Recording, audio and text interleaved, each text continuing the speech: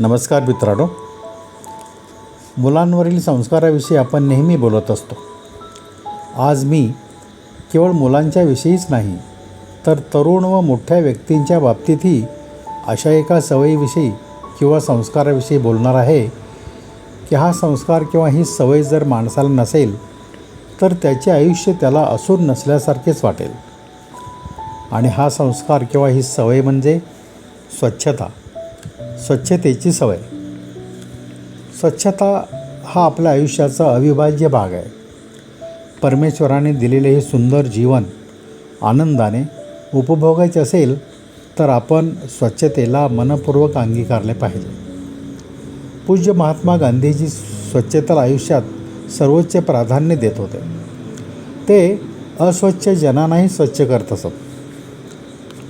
माणसाला म्हणजे आपणाला आयुष्यात अनेक व्याधींना आजारांना सामोरे जावे लागते. ते बऱ्याच अंशी अस्वच्छतेमुळे. आपणाला किंवा आपल्या जवळच्या एखाद्या व्यक्तीला अस्वच्छ राहणीमानामुळे दूर असलेले व्याधी, रोग, आजार जवळीक साधतात आणि त्यामुळे ते स्वतः तर त्रास सहन करतातच पण जवळच्या व्यक्तींनाही त्रासदायक परिस्थिती निर्माण करतात. आपणाला साधारण 3 स्तरावरील स्वच्छता विचारात घ्याव्या लागतात. नंबर 1 शरीर स्वच्छता, नंबर 2 परिसर स्वच्छता आणि नंबर 3 आपल्या मनाची स्वच्छता. प्रथम नंबर 1ची शरीर स्वच्छता पाहू. मी मगाशी अनेक व्याधींचा, आजारांचा, त्रासांचा जो उल्लेख केला तो केवळ आपल्या शरीर स्वच्छतेच्या अभावामुळे. शरीर बाहेरून म्हणजे त्वचारूपाने अस्वच्छ राहिले किंवा शरीराच्या आत काही अस्वच्छ, नासलेले, विटलेले, खाण्याद्वारे घेतलेले अन्न शरीरात व्याधीजन्य जंतू निर्माण करते व एखादा रोग अलगद येऊन झडप घालतो.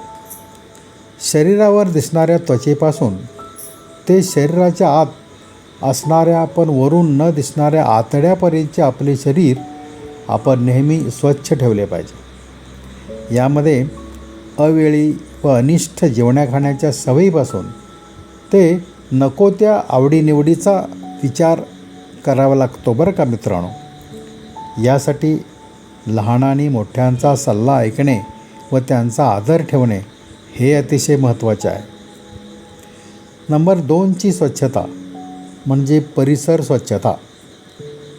परिसर म्हणजे आपण ज्या ठिकाणी राहतो, वावरतो त्या ठिकाणच्या आसपासचा भाग.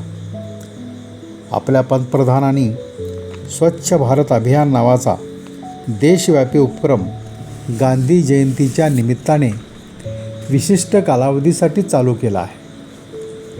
वारंवार होत असलेल्या या अभियानामुळे अभियानाचे लोकसवयीमध्ये रूपांतर होत आहे हे महत्त्वाचे आहे.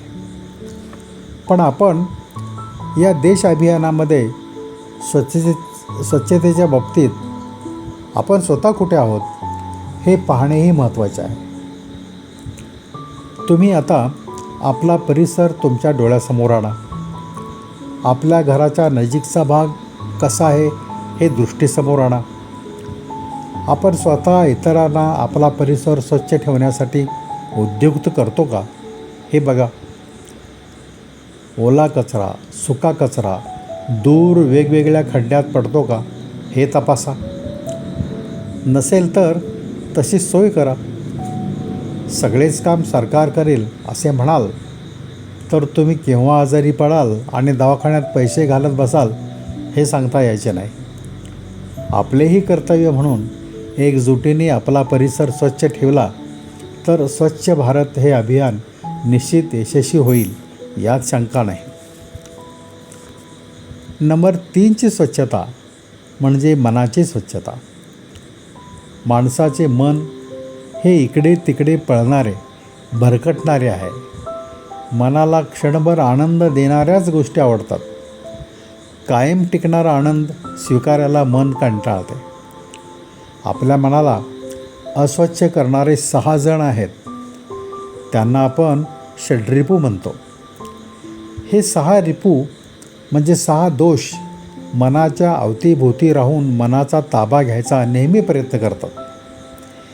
एखाद्या रिपूच्या म्हणजे दोषाच्या आहारी जर आपले मन गेले तर त्याची त्यातून सहज सुटका होत नाही. ते त्या रिपूमुळे अस्वच्छ होते. ते मनाला एखादा गुन्हा करायला प्रवृत्त करते. म्हणून या सर्व रिपूपासून आपण आपल्या मनाला दूर ठेवले पाहिजे.